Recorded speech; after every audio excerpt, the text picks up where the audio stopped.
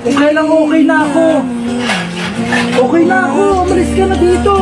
Dindo, kausapin mo siya ng maayos. Hindi ganyan. Ayoko na nga eh. Ayoko na, bakit ang pinagpunta nyo pa dito? Dindo, hindi ganyan ang pagtrato sa babae. Ayusin mo. Makipag-usap ka ng maayos. Hindi yung ganyan.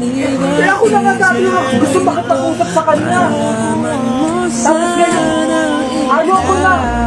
Gusto, i-stress mo na naman ako. Okay na ako. Punta-punta dito. Dindo naman. Ayoko na ate. Anong gusto nyo? Ako umiyak na naman ako ng umiyak.